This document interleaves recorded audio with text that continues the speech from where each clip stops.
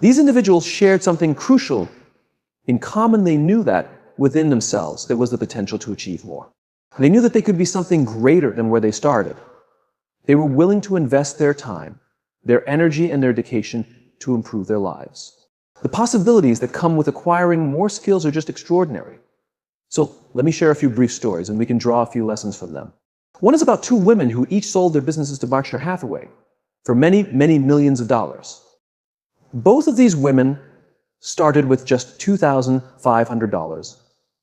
By pure coincidence, the exact same amount. And it was everything they had. One of these women arrived in Seattle in 1917, unable to speak any English, and she had a tag around her neck that read Fort Dodge, Iowa. The Red Cross helped her reach Fort Dodge, where she was reunited with her husband, who had come to America a couple of years before her. She spent 2 years in Fort Dodge, and as she put it, she felt like a fool. She couldn't grasp the language, couldn't learn a word of it.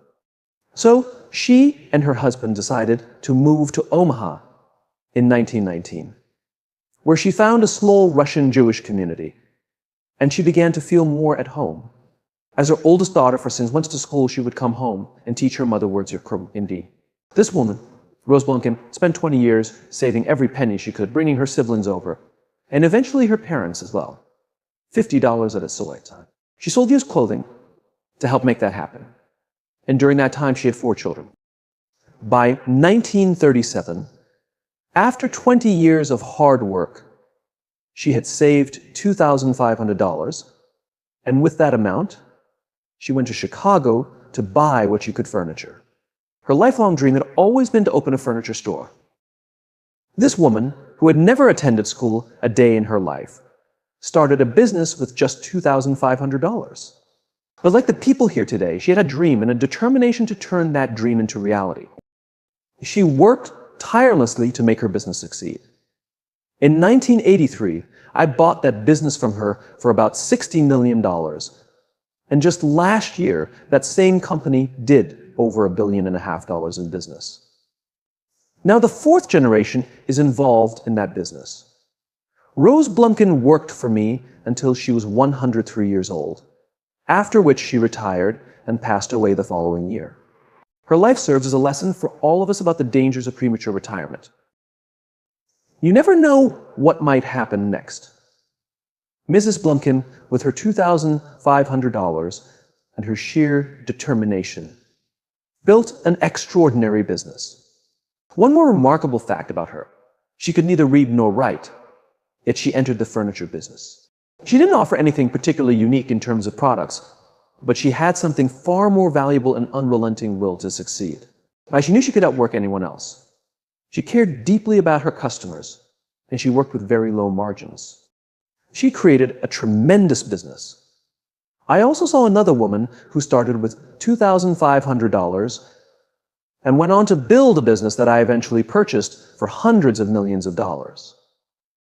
This made me think, maybe I should go straight to the source and find these people before they come to me asking for hundreds of millions of dollars. I'd much prefer to join them earlier on, so I followed this group of individuals closely. Today, I'd like to share with you the story of one other small business owner. This individual, when I approached him to buy his company, turned me down, which in hindsight was a very wise decision. This man was born in 1922, about 8 years before I was in the Midwest. He was a pretty good athlete, but wasn't particularly fond of school. Early on in his story, you may even be able to guess who he is. His company is known for hiring more college graduates each year than any other company in the United States. This person, destined for great things, but not aware of it at the time, went to college for a year and dropped out. He wasn't really interested in academics. That year was 1941, and shortly after dropping out, when the United States was attacked, he went down to the Army Air Force recruiting station to volunteer. However, they turned him down because of his hay fever. So he went to the Navy, volunteered again, and this time they accepted him. He was placed on an aircraft carrier where he flew small planes during World War II. He earned 2 distinguished flying crosses from the Navy. After the war, he returned to the Midwest. By this time, he was probably around 23 or 24 years old. And the remarkable thing is, he returned to the Midwest with a unique perspective on life. Jack went from job to job for some time before finally becoming a used car salesman at a Cadillac dealership in St. Louis, Missouri. At the age of 35, after climbing up in the sales organization, he approached his boss and asked if he could go into the car leasing business with him. The boss responded by saying that Jack would have to cut his salary in half and borrow $25,000 to become partners in a car leasing company. Jack agreed, and at age 35, he entered the car leasing business, starting with just 7 cars. It was a slow start, and one of the tactics he used to make his business appear busy was to let the phone ring 3 or 4 times before picking it up. The hope was that callers would think he was busy answering other calls, even though it was likely the only call he would get all day. His first attempt at business was going okay, but it wasn't looking like it would go anywhere. However, at age 40, Jack decided to take a risk. With only 17 cars, he entered the car rental business, competing against major companies like Hertz, Avis, Motivational, who had fleets of hundreds of thousands of cars. Jack's fleet of 17 cars was no different from theirs. He bought his cars from the same manufacturers, such as General Motors, Ford, and Chrysler. He couldn't even get airport locations like the big companies had. Despite these challenges, he was determined to offer something that the larger companies could not friendlier service. His strategy was to provide customers with an experience that would make them want to return, even if he couldn't offer a different car. He named his company after the battleship USS Enterprise, from which he had flown during World War II. Jack passed away about a year and a half ago, but by the time of his death, his rental car company, starting with just those 17 cars, was worth more than Hertz, Avis, and all the other major rental car companies combined. His name was Jack Taylor, and his son Andy Taylor and a good friend of mine, Cole Crind. A grandchild is also involved, and it seems likely there will be a 4th generation in the future. Jack Taylor didn't invent artificial intelligence, and he didn't come up with any groundbreaking technology or ideas. His success came from building relationships with people, delighting his customers, and working hard. Like Mrs. B, who sold furniture, Jack's success came from doing something that anyone could have done, but he did it with exceptional care and attention to his customers. He focused on building strong relationships so that customers would keep coming back. Jack knew he couldn't personally take care of every rental car issue, but he found ways to project his positive attitude and desire to help others.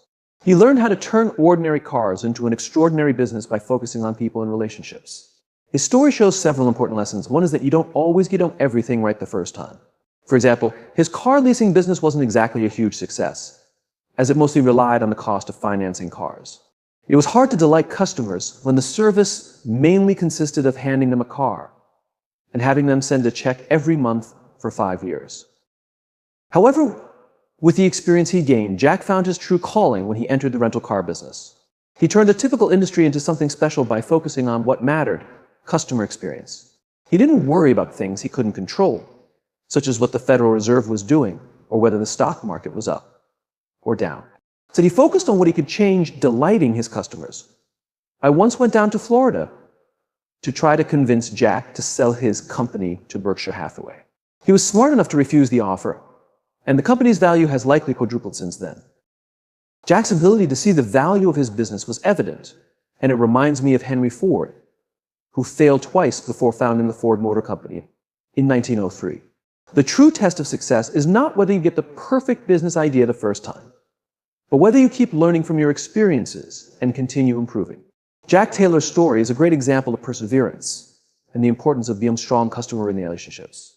It's a lesson that all entrepreneurs can learn from, especially those in small businesses. Having a genuine desire, day in and day out, to delight the customer is crucial. I've seen many businesses, but I have never seen one that delights its customers and fails. What you want is for the customer, when thinking about renting a car or buying furniture, to remember the place where they had a great experience. They may not recall what they paid for something, or who even gave it to them, but they'll remember the treatment they received when they made that purchase. You might forget the price, but you will never forget whether the experience was positive or negative. A person who has had a wonderful, delighted experience with a purchase is likely to return. On the other hand, if the memory of the experience is of rudeness, indifference, or anything else negative, they will never come back. As a small business owner, and as your business grows, it's important not only to project that genuine interest in people's well-being and delight, but also to spread that attitude through your employees. You can't do this through people who feel they're not treated fairly or their opinions aren't considered. So it's essential to learn how to multiply your efforts through others. For example, when advising young people, I often highlight the importance of making the right personal choices. The most important decision most people will make in their life is choosing a spouse. It's also crucial to surround yourself with people who are better than you, as you will move in the direction of those you associate with. I've been incredibly lucky in this respect, having had teachers, friends, and a spouse who were all better people than I was. I learned from them and realized that life goes better when you act with integrity. It took me a while to understand this, but I advise you to look for people who are examples to you rather than those you think you need to change. Some simple rules like delighting customers, working through others, and associating with people who will lead you toward a better path can take you far in life. They have guided people like Rose Blumpkin, who started without knowing a word of English and without being able to read or write, and still built what is now $1.5 billion business. The interesting thing is the total amount of money put into the Nebraska Furniture Mart, since its start is only $2,500 in capital. And if you look at the business of enterprise, I'm guessing that very little additional equity capital has been put in over the years. The business grew on its own, which is proof that success doesn't necessarily require large initial investments, but it does require the right approach. I also want to express my admiration for this group. When I met Dr. Mio's class on September 22nd, 8 years ago, I was thrilled. I admire what you've all done. While balancing your jobs, you took on the hard work to further develop your skills. The fact that 99% of you will graduate is mind-blowing. And I'm looking at over 2,200 people here who I admire. I'm cheering for you. And I can tell you that the best is yet to come. Thank you.